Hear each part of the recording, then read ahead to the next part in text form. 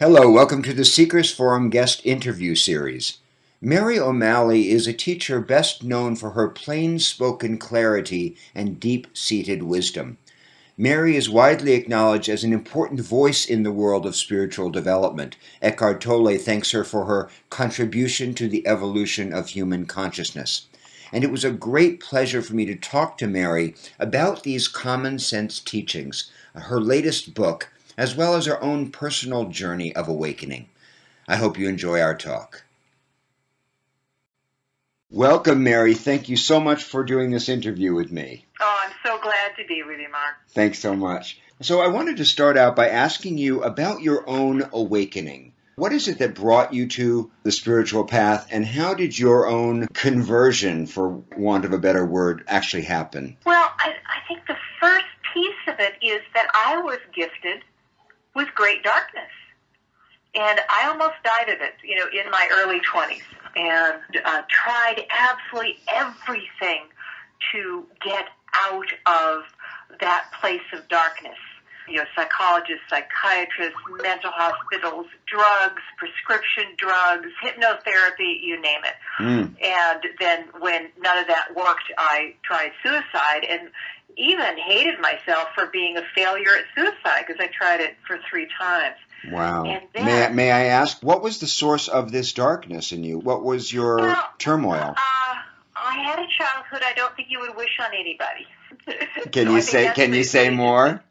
Well, it is all many levels of abuse, and too long to really get into it, but really withdrew at a very young age and was extremely shy, very self-contained, and became more and more isolated, over the years. And then when I went away to college, I discovered the joys of alcohol, and before that I had discovered the joys of overeating, and I once gained 97 pounds in a year, and all of this was to get away from the unmet pain. Mm-hmm. Thank God I wasn't successful at suicide, because when I was 27, I went to a hatha yoga weekend, but this man also taught jnana yoga, and I could not tell you what happened in that room. All I could tell you was that my life changed from like a B-grade, black and white, grainy horror movie to a Dolby surround sound Technicolor Panavision movie, and yet I couldn't grasp it. All I knew was that he was speaking the truth, and then he would come up from California like once every 9 months, and third time he came up, I recorded it and then transcribed the whole thing, and that book, oh my God, that book was my talisman, and then my store and house burnt to the ground. Grief, I lost everything. What happened? My house and store burnt to the ground. Wow. And everything but what I grieved was that book. So the next time he came, I said, I want to tell you what I am hearing you say, and I want you to tell me if I am on the right track. And he said yes. And there was 2 parts of it. I said the first is, in the seeing is the movement. And his eyes just twinkled. Because we all try to fix and change and rearrange and understand and rise above and get rid of. That's what I've been doing my whole life. And it never brought me the peace I wanted. He gave me the first glimmering of the power of our attention to heal. And so then I said, the whole sentence is, in the seeing is the movement until the observer and the observed become one. In other words, until you come back fully into this flow of life. But it wasn't until I had the wonderful grace to meet and spend a fair amount of time with a man called Levine, who has written many books on death and dying, but really they were all about being fully alive. And he taught me the other core aspect of consciousness. The first aspect is the ability to see what is right now. See thoughts, see feelings, see sensations, see the dewdrops, see the clouds. the other aspect is the heart, the spaciousness that allows it to be there. Mm. And out of that started coming, all this teaching and all this traveling and all of these books, and I am just so grateful that I am allowed to serve life in this way. No, it's such a beautiful thing. Well, tell me, was it's not as if the shadow immediately and permanently lifted for you, right? So it was an ongoing process of awakening. Absolutely, yes. The way I described it sometimes is that I lived in this black, pulsing, dark ball. And when I went into that room and he started speaking, when that Hatha Yoga weekend, when I was 27, I stepped out of the ball. Of course, I went right back into it. Mm-hmm. But I didn't know the aspect of the heart, so I judged myself. Now you see this, and now you're back in here. What is wrong with you? Mm-hmm. So I struggled with that for many years until I met Stephen. And without even noticing it, Mark, I began to realize that over the years since I started awakening, I lived in the ball. I would step out of it, then I would go back into the ball. But then, all of a sudden, I realized I lived outside of the ball. I would go and visit it. Something would happen, and this whole fear-based mind that's glued together with judgment would wake up and drag me around. But then very quickly, I would wake up in the ball and say, okay, who's here? What is happening right now? And then, of course, the two aspects of consciousness would begin to come on board, curiosity and compassion, or I like the word spaciousness. Mm. Stephen calls one of his books a gradual awakening. And there's so many of us that, in fact, Eckhart stayed with me many years ago before he was really well known. And I was joking with him saying, I want to wake up like you did, just bam, it's all gone. And he said, oh, Mary, very, very few people will wake up in that way, that it is a process. And then in the end, it's not even a process. Mm-hmm. You just come back to life. Beautiful. How long was it, by the way, between the Hatha Yoga teacher and meeting Stephen? 11 years. So 11 years. And I got, a fair amount of spaciousness during that time, but I kept on being caught back into the judging quality of the mind. I call this the storyteller in our head, this unconscious self. And I say that it's made out of fear and glued together with judgment. I could now relate to fear, not fully, but judgment would hook me and take me on a merry chase. I love to say that my judger went to law school and graduated top in his class and was president of the debate club. Right. He could convince me of anything.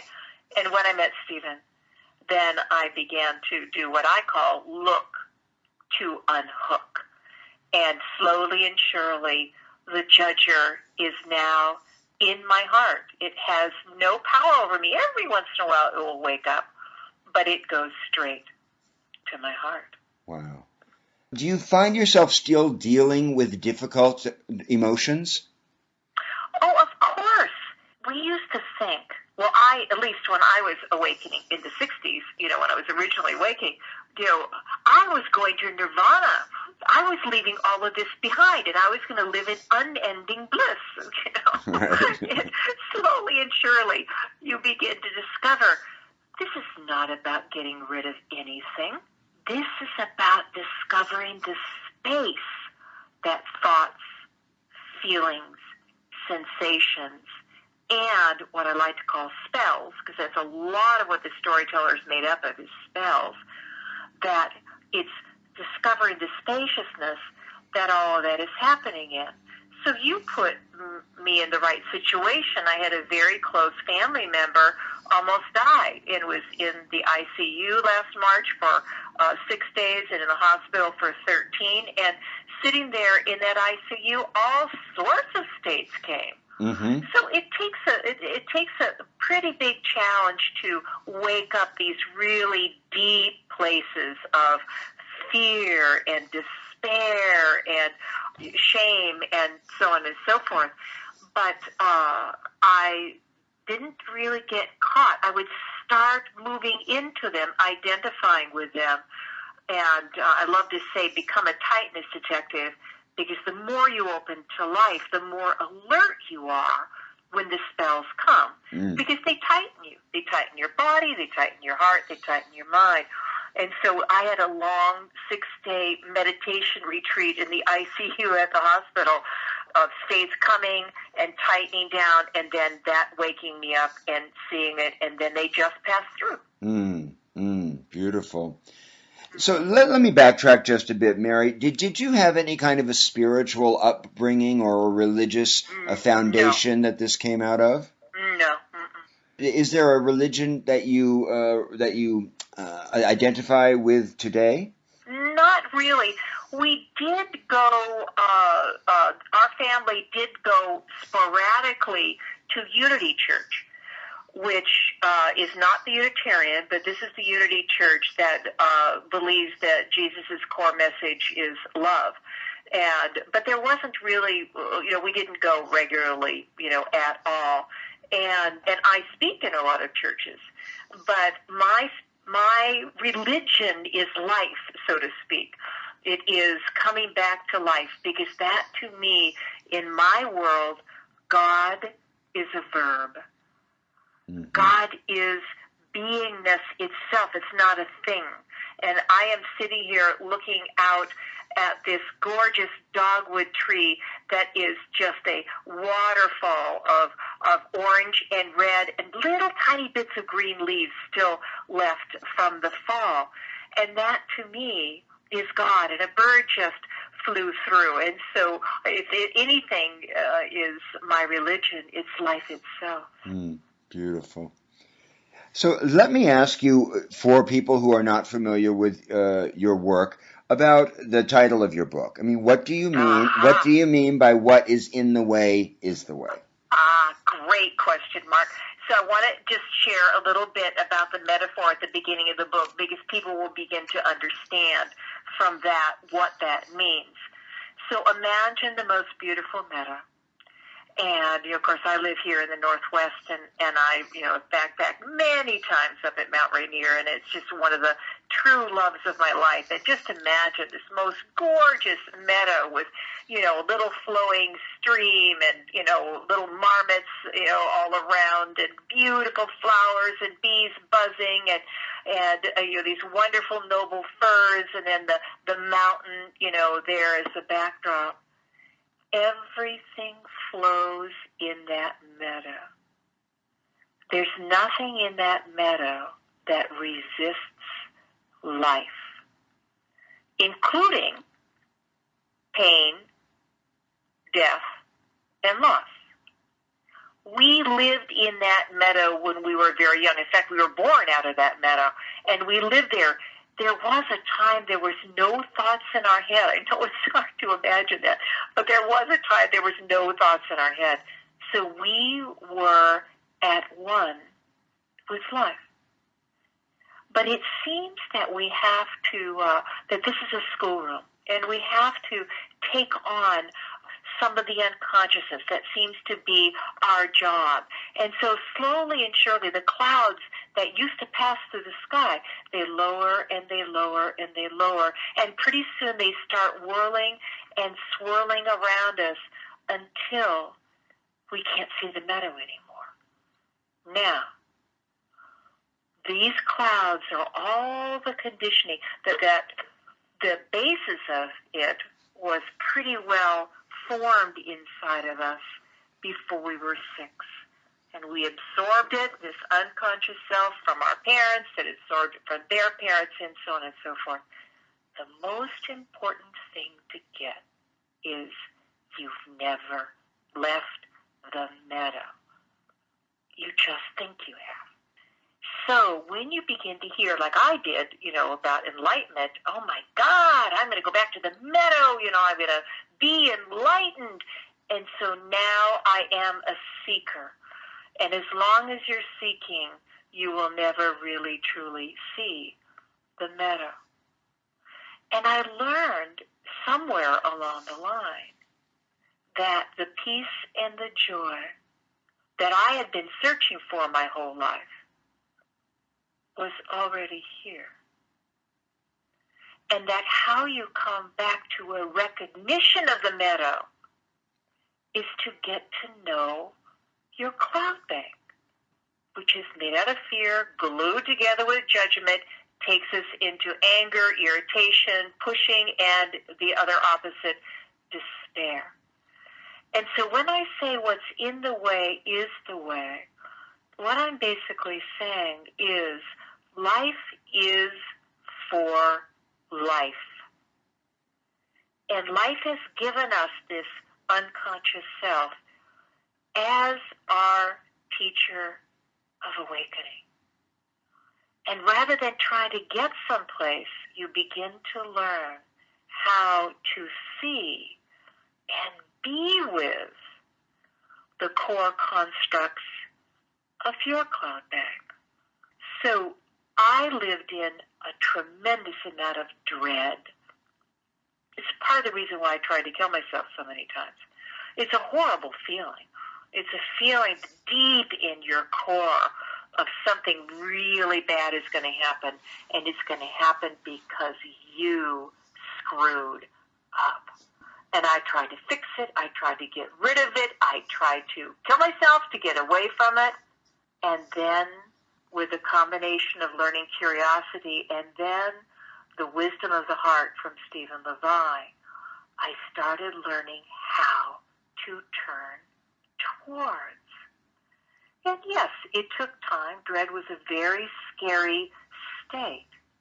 But slowly and surely, I discovered how to be with the dread, which is what it wanted my whole life, rather than fall into it or run away from it. And I learned the alchemy, the process of alchemy, which is the process of turning unconsciousness into consciousness through the power of my own attentive heart. Now, one other piece to this. What's in the way is the way. There was this wonderful statement that showed up all in one piece as I was writing this book, or how I like to say, as the book was being written through me. Life is set up to bring up what has been bound up, so it can open up to be freed up, so you can show up for life. We don't see this when we're caught in the unconscious, resisting, fixing, changing, rearranging, wanting what is not here, not wanting what is, self. We don't see how intelligent life is. We don't see that life is giving us the exact set of experiences that we need in order to see our fear, to see our despair, to see our loneliness, to see our shame, to see our anger, so that we can learn how to unhook from it just by the act of seeing. So I trust life. I trust life implicitly. I don't always like it, but I trust it.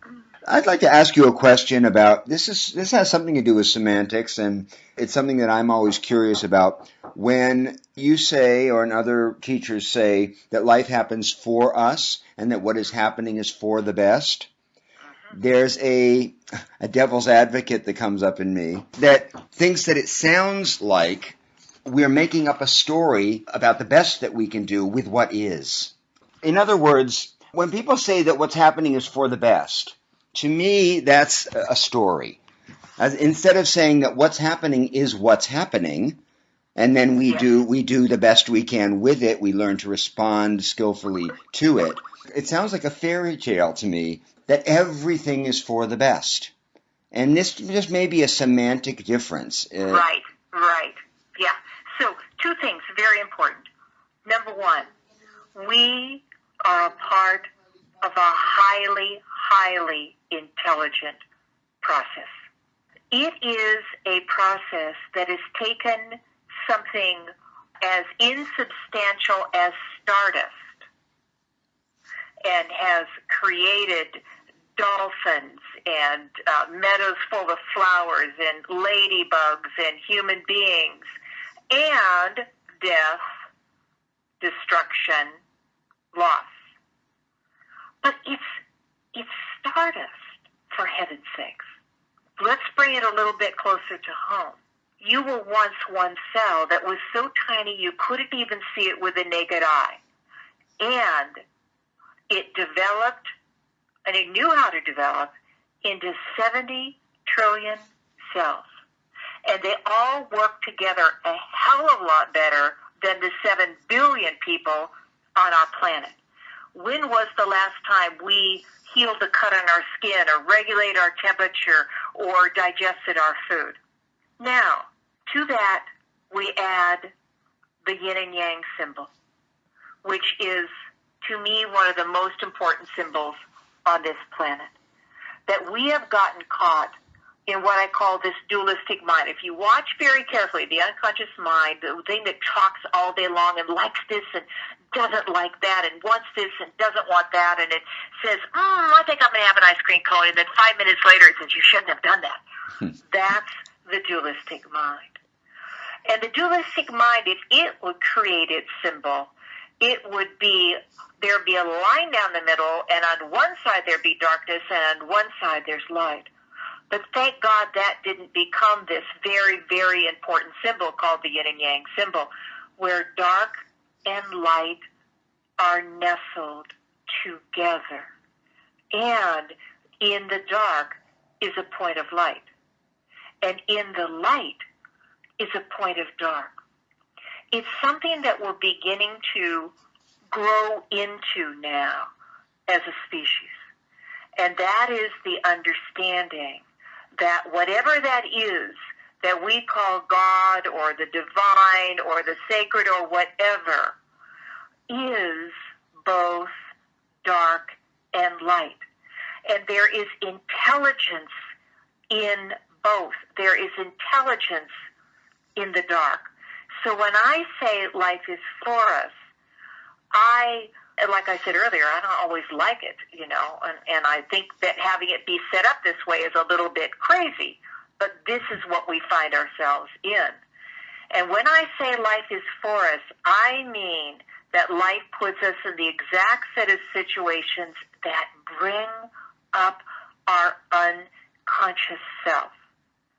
So when I say life is for us, if you look at evolution, you'll see life is for life. It is always supporting the ongoing unfolding of life. And in my world, well, it was Joel Salk that basically said that, for millions and millions of years, evolution has been in, biology. Before that, it was molecular. Now, it's in consciousness. So in my world, life is putting us in situations so more and more of us can begin to see and relate to the unconscious self rather than from it. And that is what is going to heal the world. So does that touch on your question? Yes. No, that's actually very beautifully put, and thank you. Thank you very much. Right. Let me ask you now about the storyteller. Can you say more about, we're called Homo narrans, we're the storytelling ape. It is second nature to us. I don't think you're talking about stories of the sort of external fictions that we, some of which can be useful to, as allegories to live by. Yeah. Well, I love what Deepak Chopra says. We have 65,000 thoughts a day. When I say that, it makes me a little tired, 65,000 thoughts a day. And then he adds, most of them are repeats from the day before. So at one time, there were no stories in our head. And slowly and surely, in that process from 0 to 6, we created a self-image. We got the basic view of ourselves and of life for the first 6 years of our life.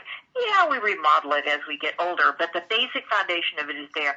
And the key word there is image. It's not the real thing. We pulled ourselves up and out of our bodies, and we got stuck in this mental world. That's where most people live. Their life is experienced as a thought, or as many thoughts. And I love what Alan Watts, the great Zen philosopher, once said, no matter how many times you say the word water, it will never be wet. I love that. Yeah, so it's so important to get that we've been kind of captured into a mental world. The way I like to describe it is just imagine the most beautiful house with the most beautiful gardens you could ever imagine, and windows open and light pouring in, and we live in a basement windowless room with a big screen TV. So what we do is we think all day long. We're caught in this mental world. And if you had a doorway on your forehead, you could open up and you would see that the stories that go through your head all day long, you're telling yourself stories about life, about your mate, about your health, about the future, about the past, about how you're doing it right, how you're doing it wrong, and you begin to see, oh my God, I just think about my life.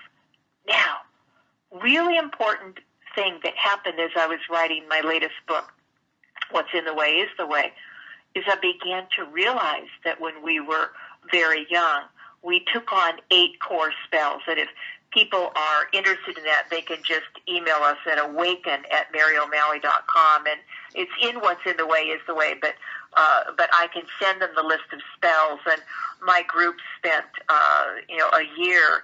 I created the 8 core spells, and then we talked about them a lot and about how the different ways people would say this particular spell. And people really began to be able to relate more and more to the stories in their head, because they began to realize that most all of it is spells that you took on when you were young. And the reason why the word spell is so powerful is because it's something that's laid over the top of you.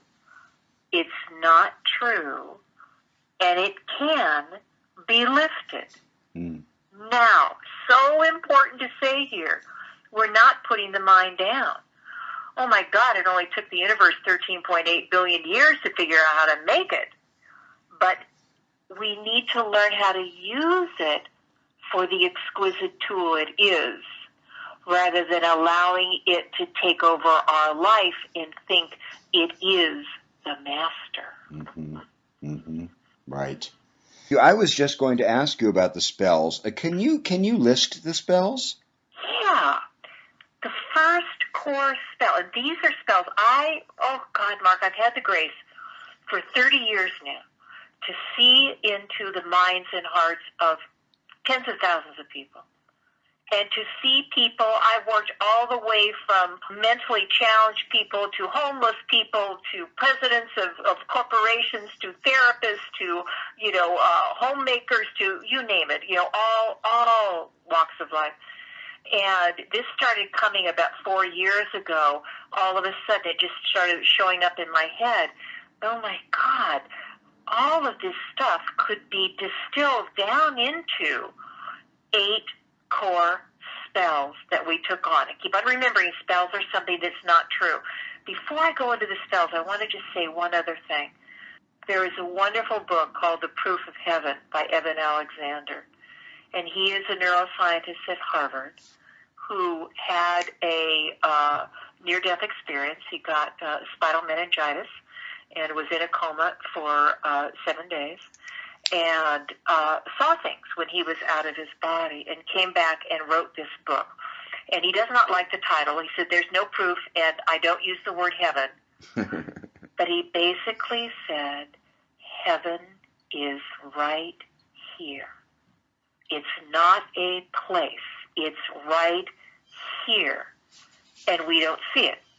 And I say we don't see it because of the spells. The spells are like the cloud bank, okay? So first core spell, we're born, we are absolutely at one with our mother, and somewhere in those first few months we get the first glimmerings that I am a separate being. Mm-hmm. That's not true. Well, on some level it is true. You know, like I can reach out and touch you.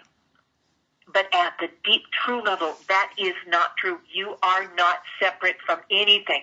In my retreats, we do this wonderful food meditation that shows you that it took the whole universe to conspire together to bring this strawberry to you. So that's the first spell. The second spell, from the flow, from this recognition that we are part of this flow, and as Evan said, when he was pressed, could you put into words what you saw? And he said, you can't put it into words. But the closest I could come is love is the reality of all realities. The incomprehensibly wondrous truth that lives at the heart of everything that has ever existed or ever will exist. So in my world, I look out at this beautiful dogwood tree, and I see leaves, yes, but I also see the expression of love. When we take on the second spell, life is not safe. Mm-hmm. We shut down that connection with life, with love. Those are the core two spells. Then we go into the three operating spells. I have to control life.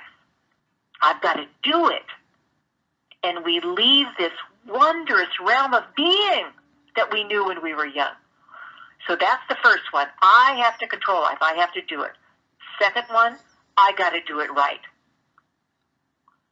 Third one, I'm not doing it good enough or right enough. Mm. And if you open that little door on a person's forehead and was able to listen to what they were talking to themselves about all day long and not really even being aware of it, you'll see they live mainly in those three spells. I got to do it right, and then not doing it right enough. Then that leads to the hidden spells. And I am saying, from my experience of 30 years, we all have these hidden spells, and most people don't ever allow themselves to become aware of it. Maybe in the middle of the night when their relationship is ended or their boss has fired them or whatever, they'll wake up and these spells come roaring up from the depth and they just hit you like a tsunami wave and you don't want to live anymore. And the three core hidden spells are, because I am not doing it right, I am wrong. Mm. And I oftentimes say bad and wrong, and those two are a little bit different. I am bad and wrong. Because I am bad and wrong, I am unlovable. And this is we are connectors. We are love, reaching out to love. And most people feel themselves as being unlovable. And then it comes to the core spell. I am all alone. But the amazing thing is, if you take that word alone and you separate it out, it's all one. That is just a spell. That is the core spell that caused us to separate out and live in so much suffering. And all the while, we are loved more than we can possibly know by the sun, the moon, the stars, the pavement, the air, the whatever. We are a sea of love, and we just don't see it because we are caught in this cloud bank of spells that put a veil between us and what is really going on here. Beautiful. Beautiful. Wow. It's such a wonderful teaching. Tell me, Mary, what is the role of activism and service in your system of teaching? Activism mostly comes from something is wrong out there and I have to fix it. And it was Einstein that said, if you try to solve a problem at the same level that you created it, that it was created, you only create more problems. As more and more of us begin to see, to recognize the yin and yang symbol, to recognize there's nothing that needs to be fixed, changed, or rearranged, that is your foundation, that life is for life and it knows what it's doing, then you can respond to situations. This is where people get really kind of messed up. They think that it sounds like if you think life is for you and life knows what it's doing, you're supposed to sit down by the side of the road. That's just a dualistic thought. It says, oh, I got to get out there and change things. You're saying I don't have to do that, so you go to the office. I don't have to do anything.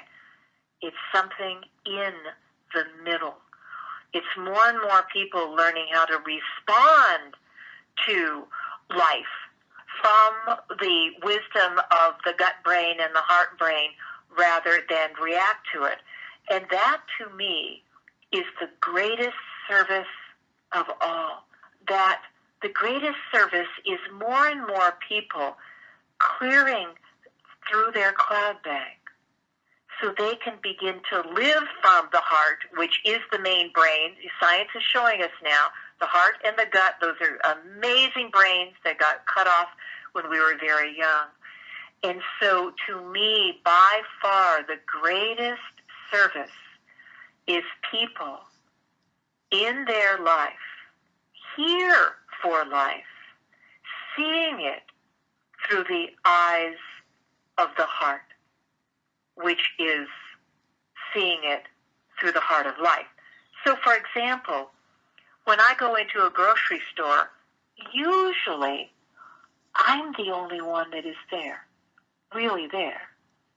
Every once in a while, I'll meet somebody that's really there, and it's just wonderful, But most of the people are completely caught in their cloud banks.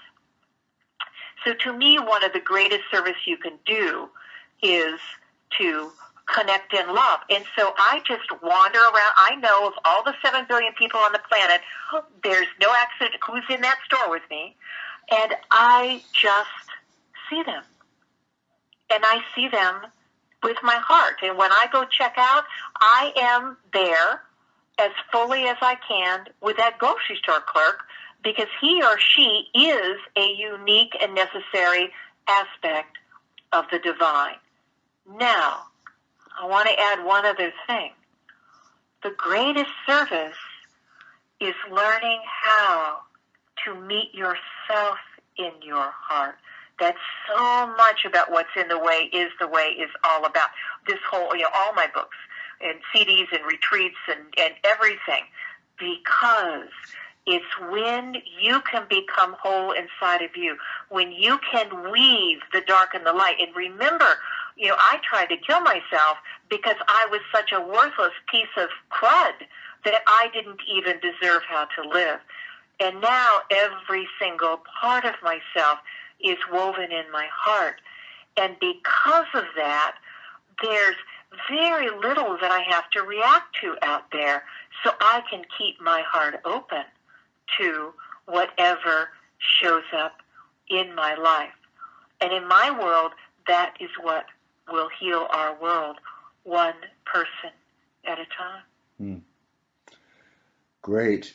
Just a couple more questions. You say that there's nothing wrong in the world, and yet obviously there's an enormous amount of suffering. Exactly. So when you turn on the news and you see children being kidnapped or people being beheaded, what do you feel? Yes. What do you feel? Yeah, my heart aches, but it doesn't break. I had the very good grace to hang out with Brian Swim, this wonderful, wonderful human being. And I won't ever say it right, he's now the director for the Center for the Study of Science and Spirituality in Berkeley, and he's written many books, and he's a scientist, and he hung out with a wonderful priest called Thomas Berry. And I was with them many years ago in the 80s, and they did this wonderful thing, and they took many stages of evolution, and they showed how life is a story, and it's a constantly evolving story. And they showed how one phase ends, and the new phase comes in. There's always chaos, as the old is dying and the new is being born. In fact, Elizabeth Sahtouris, the wonderful evolutionary biologist, has a twist on the butterfly story. She said, here is this exquisitely beautiful being that came from a caterpillar that was a taker.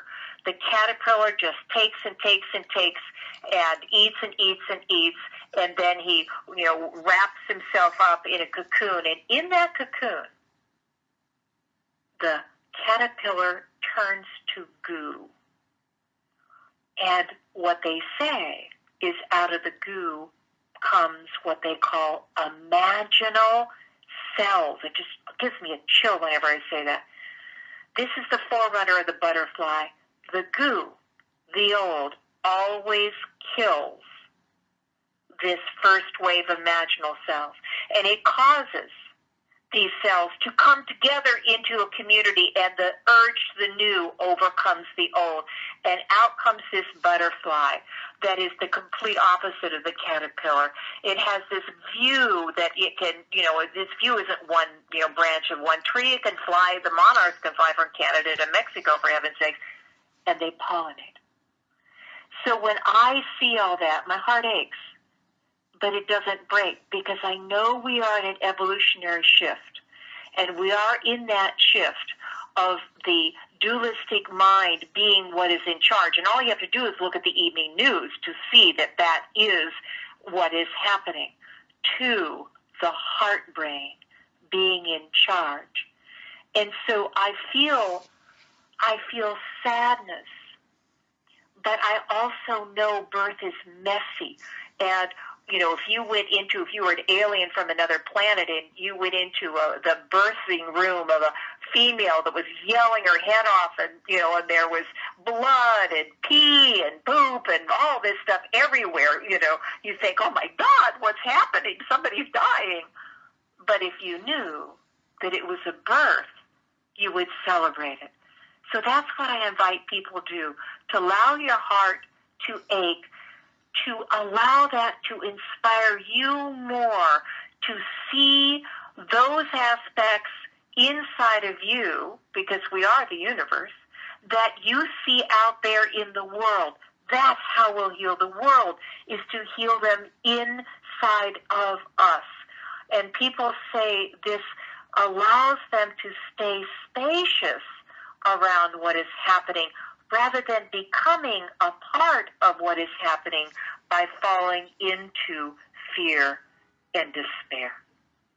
Mary O'Malley, thank you so much for this eloquent and beautiful interview. It's been amazing spending time with you. Thank you so much. I so appreciate you getting this message more out into the world. And, of course, they can go to maryo'malley.com if they want to know more about how they can heal the world. And if they're interested, they can email me also, and I will send them the last chapter of What's in the Way is the Way, which brings it all together, that we truly are in a breakthrough time. It looks like a breakdown time, but in my world, it's a breakthrough time. Gorgeous. Thank you, Mary. Thank you, Mark.